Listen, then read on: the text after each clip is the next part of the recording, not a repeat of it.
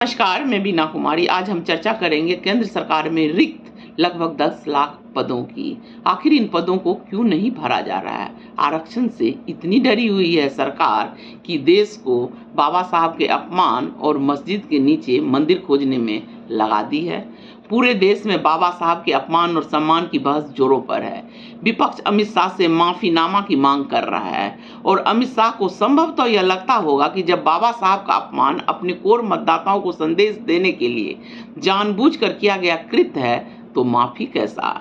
जिस आरएसएस भाजपा को अमित शाह प्रतिनिधित्व कर रहे हैं वह सदियों से बाबा साहब और उनकी प्रतिकृति का अपमान करती रही है। बाबा साहब के अपमान करने से उनकी मतदाता खुश होते हैं तो अमित शाह माफी क्यों मांगे।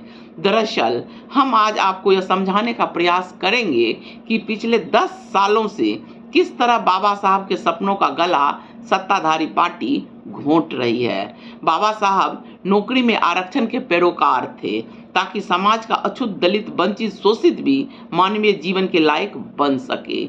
इनको आरक्षण नहीं देना पड़े इसके लिए सरकार ने नौकरी देना लगभग बंद कर दिया है। सलाम है दैनिक भास्कर को जिसने इस खबर को छापने की साहस इस समय में दिखाया। मध्य प्रदेश के एक आरटीआई कार्यकर्ता चंद्रशेखर गौर ने सूचना के अधिकार के तहत केंद्र सरकार में रिक्त पदों का ब्यौरा मांगा था, जिसके जवाब में चंद्रशेखर को सरकार ने बताया कि केंद्र के 80 विभागों में लगभग 9,56,000 पद खाली हैं। केवल रक्षा विभाग में 2.5 लाख पद खाली है। कल्पना कीजिए, रक्षा विभाग में 2.5 लाख पद खाली है और आप पाकिस्तान को घुटने पर ला देने का दम्भ किसके बल पर भर रहे हैं। चीन का नाम तो आप पहले से ही घबराते हैं लेने से। आखिर देश की रक्षा होगी तो होगी कैसे।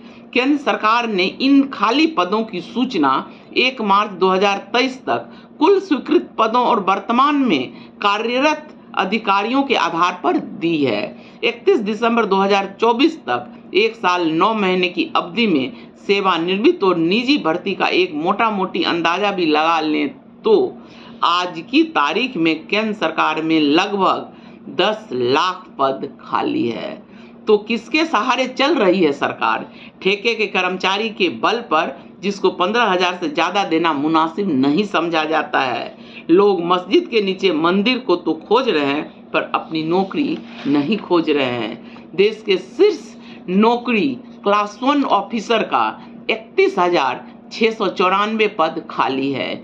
ये वो पद हैं जो नीति निर्धारण करते हैं। देश के सभी अहम और संवेदनशील फैसला क्लास 1 अधिकारी ही लेते हैं। सोचिए आखिर कौन फैसला ले रहा है इनके बदले और क्यों नहीं भरा जा रहा है इन पदों को।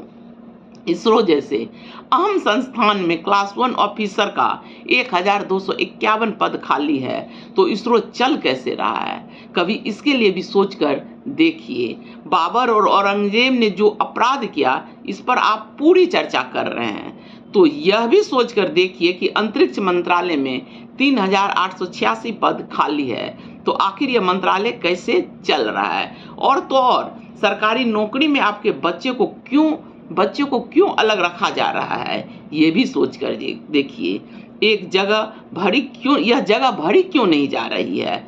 स्वास्थ्य मंत्रालय में 7,002 पद खाली है और आयुष्मान कार्ड का डंका पीटा जा रहा है। रेलवे में हो रहे लगातार हादसे के बावजूद 3,16,000 अधिकारी एवं कर्मचारियों के पद खाली है। रेल हादसा रोकने के लिए मानव संसाधन की आवश्यकता होती है पर रेलवे में बहाली नहीं की जा रही है। गृह मंत्रालय में भी 1,28,000 अधिकारियों की कमी है। कल्पना कीजिए, यह 10 लाख नौकरी दी जाती तो कम से कम 5 लाख नौकरी आरक्षित वर्ग के लोगों को मिलता।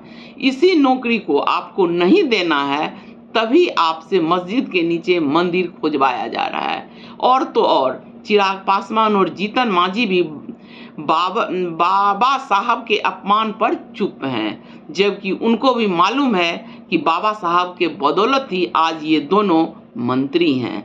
भाजपा के दलित सांसदों की मजबूरी तो समझी जा सकती है पर चंद्रबाबू नायडू और नीतीश जिसके बैसाखी पर मोदी चल रहे हैं वो भी चुप हैं। न तो अपमान पर बोल रहे हैं और न ही खाली पद पर, इन नौकरियों पर।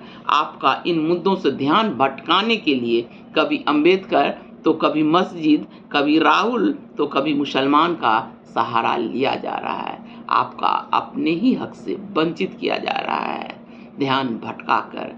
पर आपके ही नेता जो सत्ताधारी पार्टी में मंत्री बन बैठे हैं, वो कुछ नहीं बोलेंगे। उन्हें अपनी कुर्सी सिर्फ बचानी है। नमस्कार, धन्यवाद।